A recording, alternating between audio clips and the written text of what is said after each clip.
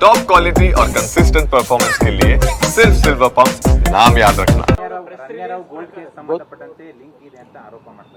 ಅಲ್ಲ, ನಮಗೇನು ಯಾವುದು ಕೂಡ ಇನ್ವೆಸ್ಟಿಗೇಷನ್ ನಡೀತಾ ಇದೆ. ಇನ್ವೆಸ್ಟಿಗೇಷನ್ನಲ್ಲಿ ಏನು ಅಂತಿಮವಾಗಿ ಬರುತ್ತೆ ಅದೇ ತಾನೇ ಮುಖ್ಯ. ಅಲ್ಲಿವರೆಗೂ ಸ್ಪೆಕ್ಯುಲೇಷನ್ಸ್.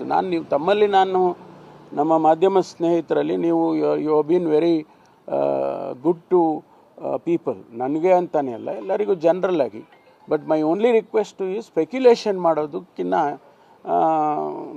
ರಿಪೋರ್ಟ್ ಬಂದಾಗ ಮಾಡಿದರೆ ಭಾಳ ಒಳ್ಳೆಯದು ಅಂತ ನನಗನ್ಸುತ್ತೆ.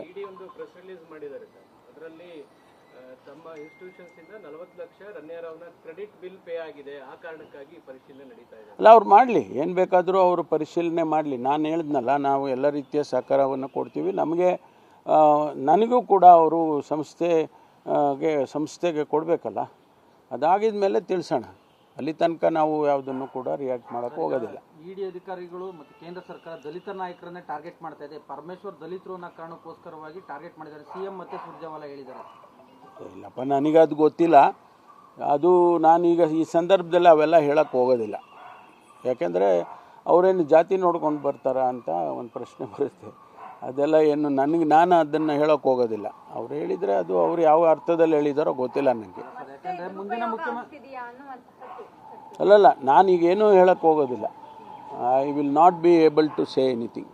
ಮುಂದಿನ ಮುಖ್ಯಮಂತ್ರಿ ಲಿಸ್ಟಲ್ಲಿ ತಮ್ಮ ಹೆಸರು ಕೂಡ ಇತ್ತು. ಇದೊಂದು ರೀತಿ ರಾಜಕೀಯ ಪ್ರೇರಿತ ಅನ್ಸಲ್ವಾ ಸರ್ ತಮಗೆ? ನಾನೇನು ಹೇಳಕ್ಕೆ ಹೋಗೋದಿಲ್ಲ ಈಗ. ಬಿಜೆಪಿಯವರು ಅದನ್ನೇ ಆರೋಪ ಮಾಡಿದ್ದಾರೆ ಸರ್. ನೇರವು ಗೋಲ್ಡ್ಗೆ ಸಂಬಂಧಪಟ್ಟಂತೆ ಪರಮೇಶ್ವರ್ ಅವರ ಪಾತ್ರ ಇದೆ ಅಂತ ಆರೋಪ ಮಾಡ್ತಾ ಇದ್ದಾರೆ ಆರ್ಎಸ್ಎಸ್.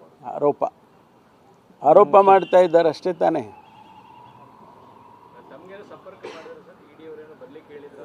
ಇಲ್ಲ, ನನಗೇನು ಹೇಳಿಲ್ಲ.